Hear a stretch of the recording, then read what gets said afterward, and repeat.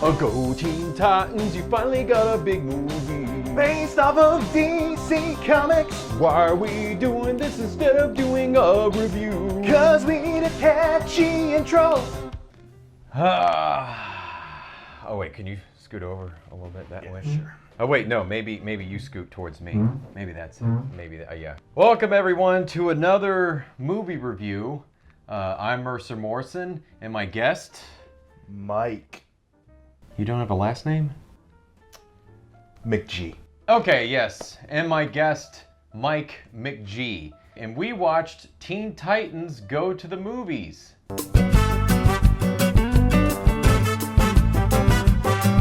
A villain's maniacal plan for world domination sidetracks 5 teenage superheroes who dream of Hollywood stardom. That's right, a bunch of 30-year-old men went to go watch a kid's film.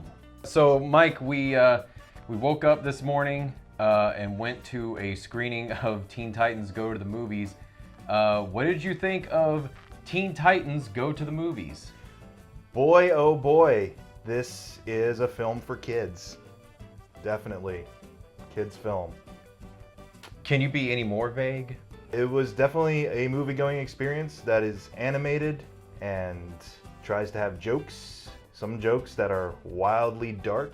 So yeah, this is a kids movie and everything, and it began as a typical kids film. We know it had like, snickering, fart jokes, poop jokes, that kind of thing. It tries to go for almost like Deadpool for kids meta humor when it comes to DC Comics characters almost.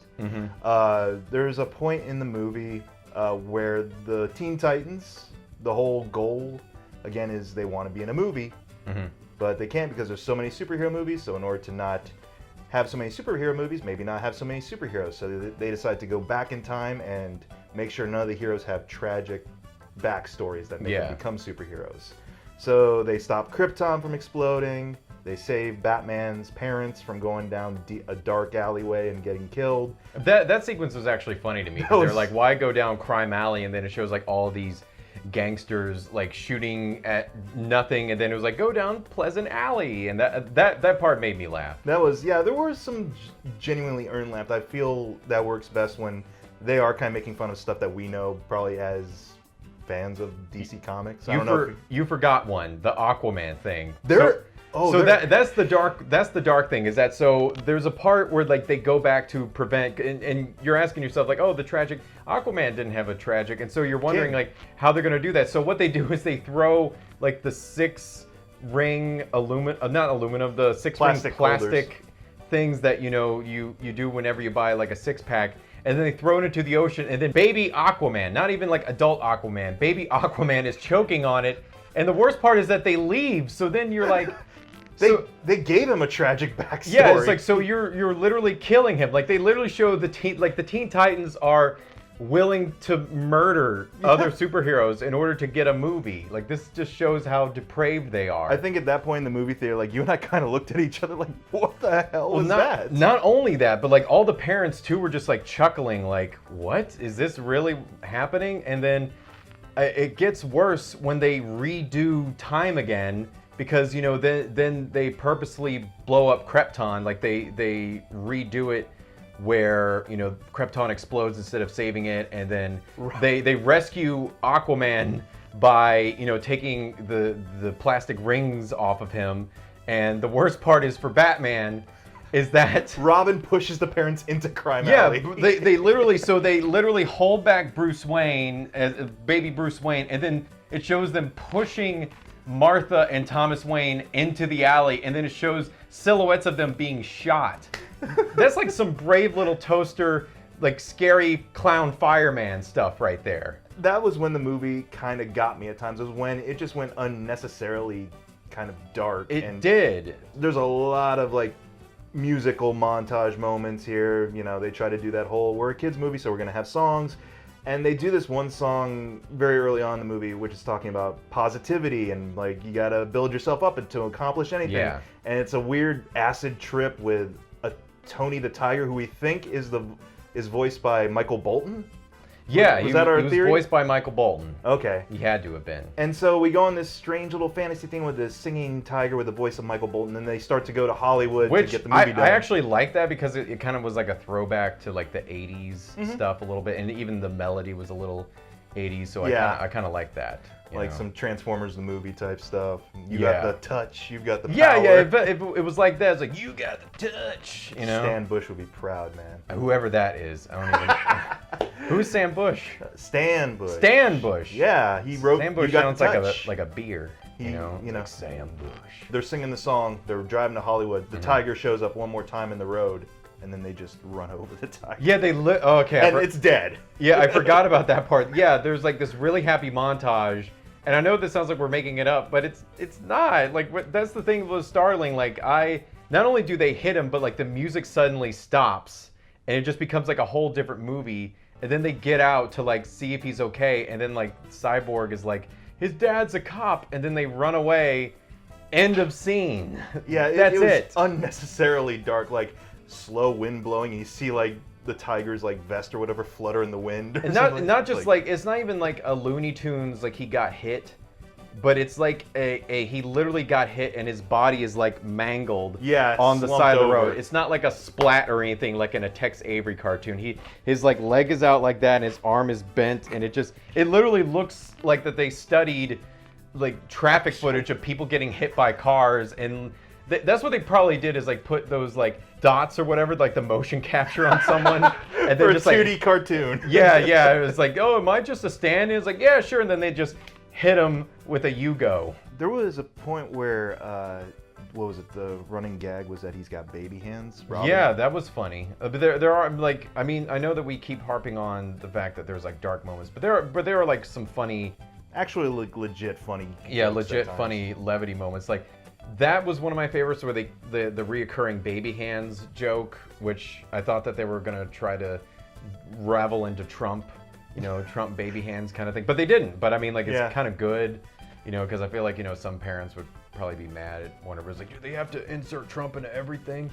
But no, the baby hands gag was good. I also liked the Circle of Life montage, or the Circle of Life dream sequence. Yeah, they emulated like Disney style animation for a bit for showing baby Robin being lifted up on a building by Batman. Yeah, that was the Lion Yeah, King. that was a really funny. Yeah, so Robin, I mean, like I'm not gonna get it, but like Robin has this dream sequence where like Batman's Mufasa and he's Simba, and they do like someone singing like a parody of Circle of Life, and like it shows like the Flash and like the Green Lantern Corps like eating grass, like they're grazing. Yeah, they're grazing. I thought that was hysterical. Like there are some really trippy parts to it, and that's one of them, because it comes out of nowhere. Like it shows Robin laying in his bed, and then it goes dark, and then it immediately goes to that dream sequence, and you're just like, it's like, what is happening, And then the other, I mean, like speaking of how they go into Disney animation, but movies called Teen Titans go to the movies, and so there's a sequence where they're actually at the movies, and it shows the different trailers coming up for the different Batman movies. Is it bad that you have a movie where the animation within the movie is better than the animation in the actual movie? That is, because they also sometimes show a common thing. Yeah, so they do a parody of like Bruce Timm's The Adventures of Batman. We got old school Batman the Animated Series Batman. Yeah, they had him pop up on the screen for a few seconds, and then you're kind of like taken back to that really good looking animation, and then you kind of go back to Teen Titans animation, which just kind of looks like Giphy clip art. And it was like almost like getting a steak and then you go right back to eating a bologna sandwich. Like that's the way that I felt. It wasn't as bad. Like it kind of took my eyes a little bit to get used to the animation a little bit, because I'd never really watched anything Teen Titans related. Yeah, they're going for that, like you said, the GIF style of animation, or even Powerpuff Girls style of animation, which I was never a Powerpuff Girls type person or anything. Like I didn't even see the original Teen Titans show that this is based off of. I only saw like maybe in passing, but the action of the animation is really smooth at times. Yeah. It's energetic, so it'll tantalize your kids for a while. And So you're just saying this is like sugar, like they're just gonna absolutely eat it up and feel nothing after. It's kid crack. It's like they're just gonna snort that in, and I feel like your cynicism is showing a little bit. I mean, this isn't for me.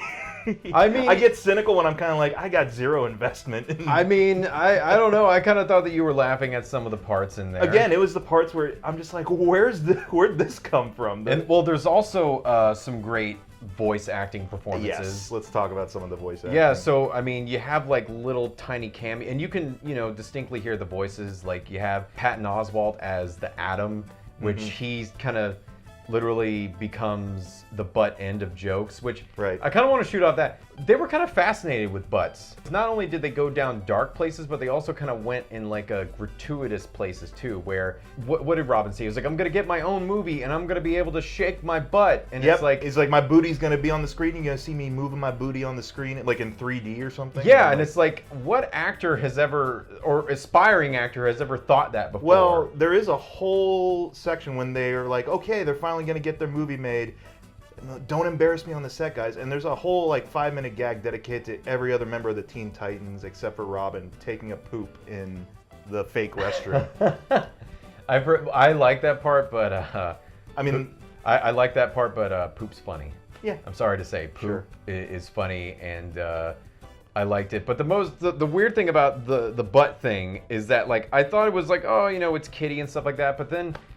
Going back to the scene where they prevent Superman from becoming Superman, there's a sequence, and this is going to sound like it's a this is really going to sound like it's a fever dream. And so what happens is that apparently Krypton, you have to like play a certain combination of notes, kind of like Close Encounters of the Third Kind, where you're like do do do do, and then they're color coordinated. Yeah, it's like color coordinated, and Jor-El can't do the combination, so that's why the planet's going to explode. Then the Teen Titans play like trap music on the thing. It took me all the way back to 2013. Yeah, I was like, this movie's pretty, I mean, I'm gonna sound really old saying in with the times, but it was in with the it's hip, it's cool.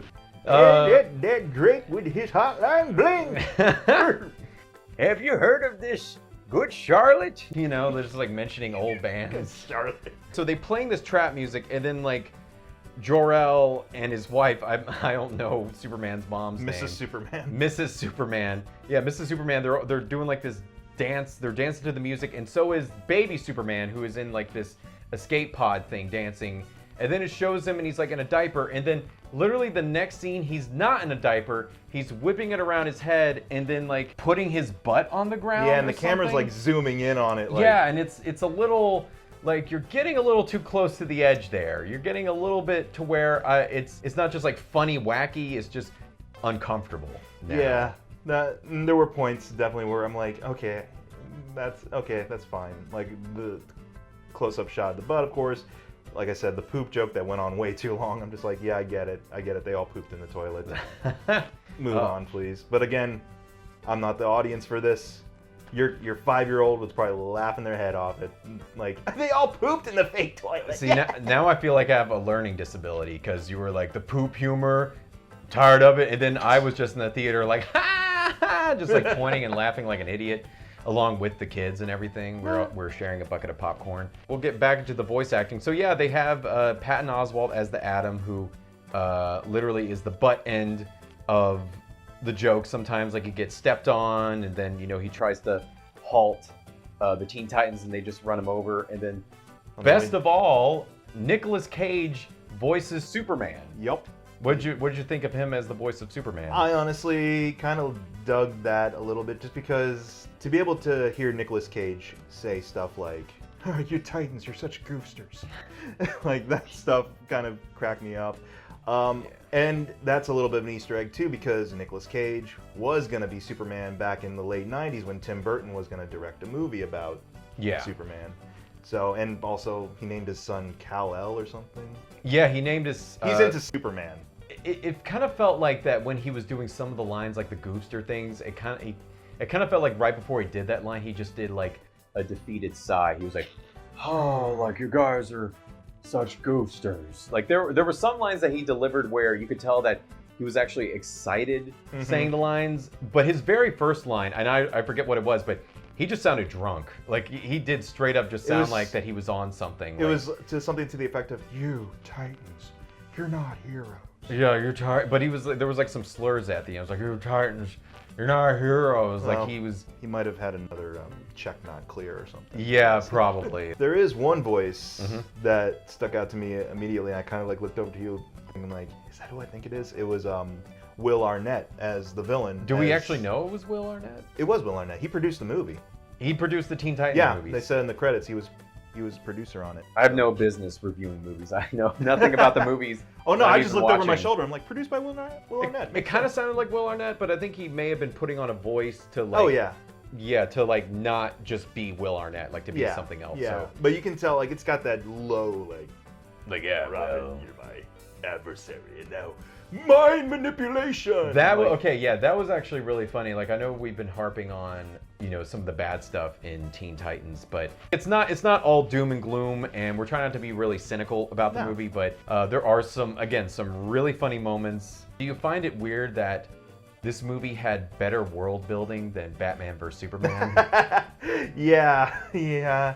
I will say it's a much more pleasant universe to live in probably than Batman versus Superman universe. Even though there's some wacky out there moments, you're like, it kind of makes sense. And I mean, like, I can't tell since we literally just saw the movie if it's because it's animated or because that it actually makes sense, but It still goes together. I'd say the meta humor and stuff like that helps establish scenes and characters, that definitely is a boon to the film, because that's what I was responding to aside from just the drastic dark shifts in tone. But it was like, say, in the background you'll see a movie poster for Aquaman's movie and it's Aquamanity. Like, I don't know why. I looked at that and I'm just like, okay. They jab at the Lord and Savior of Marvel, Stan Lee, a little bit, and they actually have Stan Lee in the movie. That was kind of fun because at first I thought it was just going to be a sight gag, because you're just walking down the street and then there's this guy sweeping up trash and it happens to look like Stan Lee, and the adults in the audience actually were enjoying this more than the kids, I thought. And you hear all the adults start to laugh because they know exactly who that is, because he starts waving at the camera and stuff. And I'm like, oh, they'll leave it there, but then no, they go a step further with it. It was Stan Lee's actual voice, and that's what I was so surprised with, how they convinced him to do that. And not only that, but to jab at himself, where he was like, I love cameos. And I was just like, that's great that there is this sort of friendly rivalry between both Marvel and DC. Yeah, it's playful. Even though the fanboys out there, it's going to be like the next Civil War. It really does feel like it sometimes. Right. Did you like some of the music numbers, like with them sort of rapping their own themes, or what'd you think? It was fine. I really couldn't tell what they were saying half the time. It was too fast paced for me. Yeah, I feel like, mumble rap would have sufficed more. Because they're rapping, and then like I couldn't tell if it was because that their vocals were so strong or that the music was so strong that you couldn't really understand what they were saying. Right. It went by really quick. And I will say, like, these are some, I saw who plays the actual Teen Titans, and they're really well-known voice actors. Like, they're pros at what they do. It must be a challenge to be able to stay in character and do like a fast-paced mumble rap style thing. Well, it wasn't even mumble rap. It was like, it was so. Eminem. Imagine. I would say, imagine if there was like a talent show, a 6th grade talent show, and a bunch of people try to be the Beastie Boys. Like, that's literally what it seemed like. Yeah. That was another running gag that every once in a while, when it started to crop up, the audience would be like, oh, again? But yeah, oh god. Well, it was mostly do you know who we are? Speakers slowly rise up out of, what's his name, Cyborg's back. Yeah. Mike, any last thoughts on the movie? Basically what I've been kind of repeating over and over here is that it is kind of good for your kids, perfect for your kids if they're fans of the show. It's almost Deadpool for kids, and that's honestly kind of a compliment to it. And I'll kind of echo that sentiment. I think, Kids and adults can both enjoy this. It's not a very complicated film, obviously. It's just kind of straightforward animated movie that kind of has morals, even though it does dip into some pretty dark things, which, I mean, you're going to have to see the movie in order to understand it. So, Mike, out of 5 stars, what would you give this movie? I mean, I'd give it probably about 3.5. 3.5 out of 5. That's in the words of Nick Cage, that's high praise. Yeah, it's C grade, so. C grade? That's not even a C grade. I would kind of make I feel like C would be like 2.5. Well, I'll also echo the sentiment. I think it's definitely a passable film. I mean, especially if you're seeing it with kids and kind of see the joy of them watching it, that'll probably get you through it. So I probably give it either, I mean, on a bad day, 2.5, on a good day, and probably it's a solid 3-star movie. Well, that was our review of Teen Titans Go to the Movies. I want to thank my guest Mike for coming on. Mike, do you have anything that you want to promote? Oh, lots of stuff. I'm sure it'll all be in the description down below. Thanks for giving me all that work to do. That's great. I'll invite you back on real soon. But anyway, guys, what did you think? Comment down below and don't forget to like, share, and subscribe. And as always, thanks for watching.